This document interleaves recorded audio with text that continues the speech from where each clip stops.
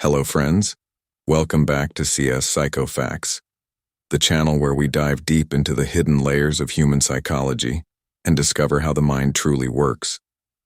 Have you ever wondered why sometimes you make a quick decision in just a second and later regret it, while at other times you overthink so much that you end up confused and paralyzed? The truth is, our brain has two different ways of thinking. One is fast, automatic, and emotional. The other is slow, deliberate, and logical. And most of the time, we are trapped in between these two forces without even realizing it.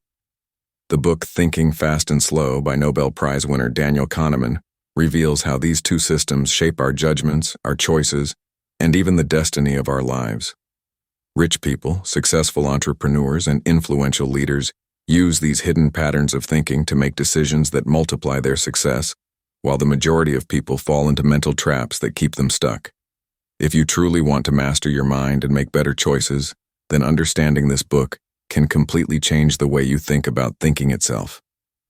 When you open this book, you step directly into the inner workings of the human mind. Kahneman makes us realize something very important. We are not as rational as we like to think.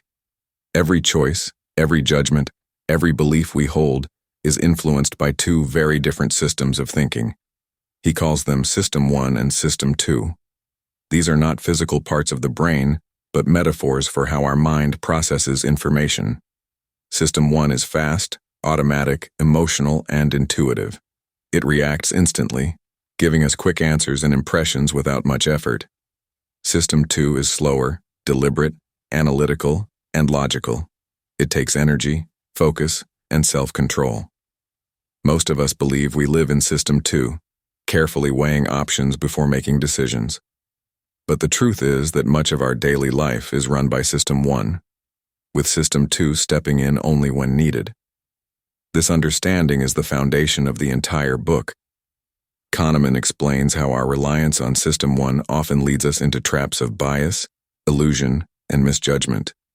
He emphasizes that System 1 is not bad. It keeps us alive, helps us navigate the world quickly, and provides intuition that can be remarkably accurate. But when we depend on it in situations requiring rational analysis, it creates systematic errors. For instance, when asked a complex question, System 1 often substitutes it with a simpler one without us realizing. Instead of answering, "How successful will this company be in the next 10 years?" our mind answers, "Do I like this company right now?" This mental shortcut feels natural, but it's misleading. One of Kahneman's major points is that our brains are energy efficient. Thinking deeply requires effort, and System 2 is lazy by nature. Unless forced, it lets System 1 take control. That's why illusions of thought are so persuasive. We believe we are reasoning, but often we are just reacting. Cognitive ease, the feeling of familiarity and fluency, makes us more likely to trust an idea, even if it's wrong. A repeated statement feels more true than an unfamiliar fact. This is why propaganda, advertising, and political messaging work. Repetition turns weak claims into something people feel confident about.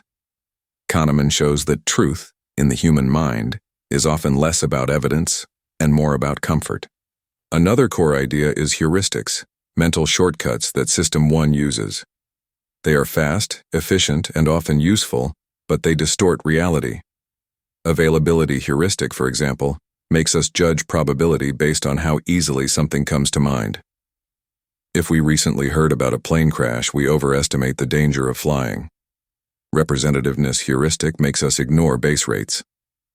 When given a description of a shy, bookish person, we assume they must be a librarian, even if statistically, they are more likely to be a farmer.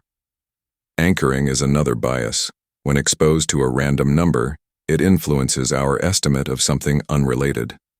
If asked whether Gandhi died before or after age 114, and then asked to guess his age at death, people give higher numbers than if the anchor was 35.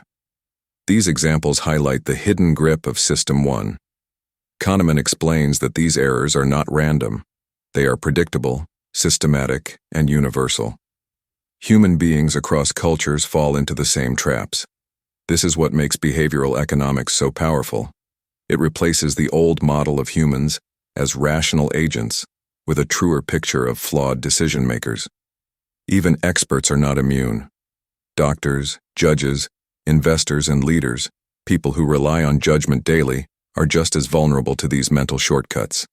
This creates enormous implications in economics, law, medicine, and everyday life. Risk perception is another powerful theme. Humans are notoriously bad at assessing risk and probability. We fear losses more than we value gains. Losing $100 feels worse than the joy of gaining $100. This phenomenon, called loss aversion, shapes countless decisions. People reject fair bets, avoid risks that could benefit them, and cling to possessions just because they own them.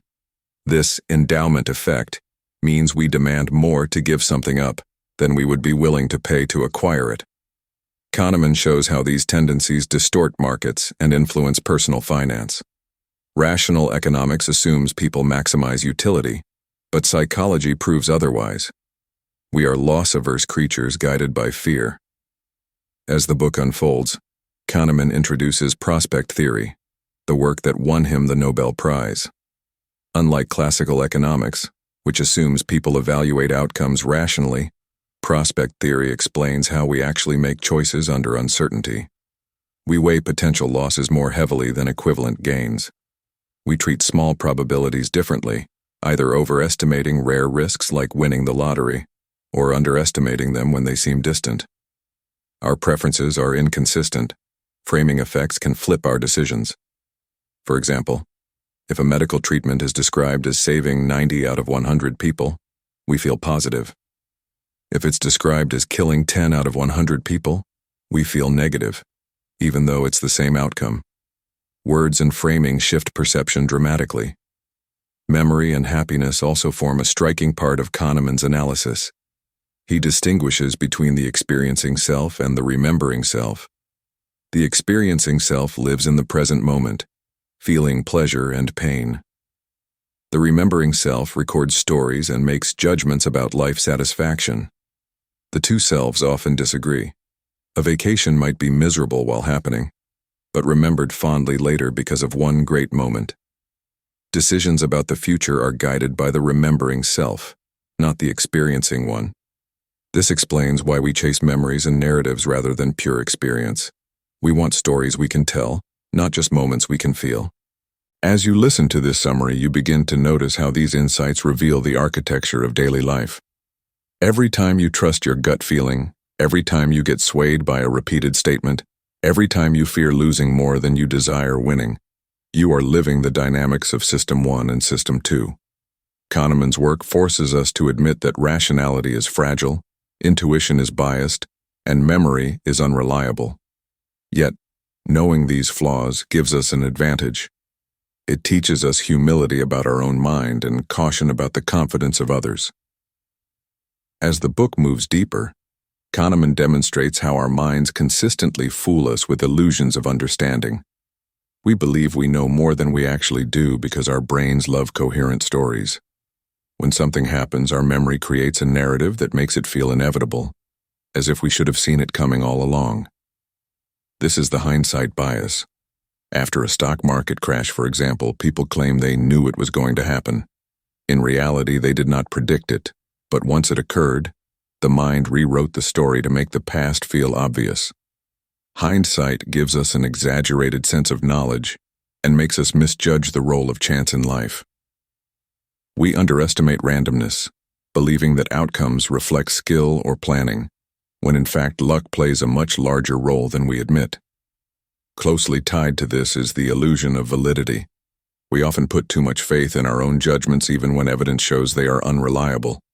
A financial analyst might predict stock movements based on patterns, confident in his expertise, yet over time, his accuracy is no better than chance.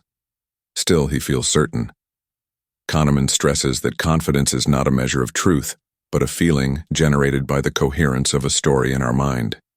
When information flows smoothly and feels consistent, we feel confident, even if the information is wrong. This is why experts can mislead themselves and others with misplaced certainty. Linked to this illusion is the problem of overconfidence. Humans consistently overestimate their abilities and underestimate uncertainty. Entrepreneurs, for example, believe their businesses will succeed despite statistics showing high failure rates. Kahneman explains that without this optimism, many ventures would never be attempted. In a way, overconfidence drives progress by encouraging risk-taking, but it also leads to costly failures. Recognizing this paradox helps us understand why society advances through both triumphs and disasters. The book also delves into substitution errors, where a difficult question is unconsciously replaced by an easier one. For instance, if asked whether you are happy with your life, you might actually answer how you feel in the moment. If it's sunny outside, you are more likely to report higher life satisfaction than on a rainy day, without realizing that weather influenced your response. This substitution explains why polls and surveys are often skewed. People think they are answering a big question, but their brains deliver a quick impression based on something immediate and unrelated. Another fascinating section deals with statistical thinking. Kahneman shows that humans are poor intuitive statisticians. We ignore base rates, misinterpret probabilities, and see patterns in randomness. Consider the law of small numbers.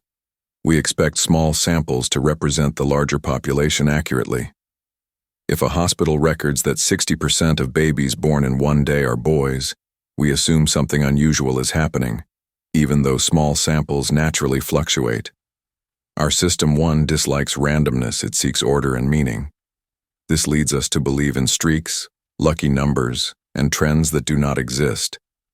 Kahneman insists that statistical reasoning requires System 2 effort, but most people rely on System 1 intuition, which is systematically flawed. The book also emphasizes regression to the mean. When performance is extreme on one occasion, it is likely to move closer to the average next time. A student who scores unusually high on a test will probably score lower the next time, not because of reduced ability, but because extreme outcomes are partly due to chance. Coaches, teachers, and managers often misinterpret this. They think praise after success causes decline or punishment after failure causes improvement. In reality, performance naturally moves toward the average. Misattributing this to rewards or punishments creates illusions about what works in training and education. Kahneman's insights into decision-making under risk are particularly striking. Prospect theory explains why people take irrational gambles. Imagine a choice between a guaranteed $900 or a 90% chance of $1,000. Most choose the sure $900, even though the expected value is the same. This reflects risk aversion when dealing with gains. But when faced with losses, people flip.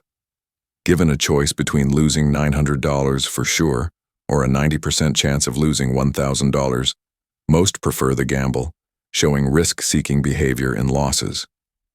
This asymmetry, risk-averse in gains, risk-seeking in losses, shapes human behavior everywhere, from gambling to investing to politics. Framing plays an equally powerful role. The way choices are presented influences decisions even when the underlying facts are identical. If told a treatment has a 90% survival rate, patients feel optimistic. If told it has a 10% mortality rate, they feel anxious, despite the two statements being equivalent. This framing effect demonstrates the vulnerability of our judgments. Politicians, advertisers, and negotiators exploit this endlessly, shaping perception by how they present information rather than what the information is. The book also explores the deep conflict between the experiencing self and the remembering self. The experiencing self lives second by second, registering moments of pleasure and pain. The remembering self records the story of our life, editing experiences into memories. These two selves value different things. The experiencing self might enjoy a 2-hour concert, but if it ends with a bad encore, the remembering self might declare the whole concert disappointing. Decisions about future experiences, like vacations or careers, are based on the remembering self's evaluation, not the actual pleasure of the experiencing self. This explains why people endure discomfort for the sake of memories. A long, difficult hike may be painful in the moment, but remembered proudly as a great adventure. We do not choose between experiences. We choose between remembered stories. Kahneman concludes with humility about the human mind. He does not offer easy fixes or promise that knowing these biases will free us from them. Awareness helps, but the pull of System 1 remains strong. Even trained psychologists fall prey to illusions.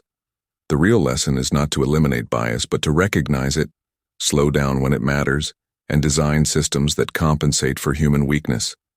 For example, organizations can use checklists, blind reviews, and statistical models to reduce judgment errors.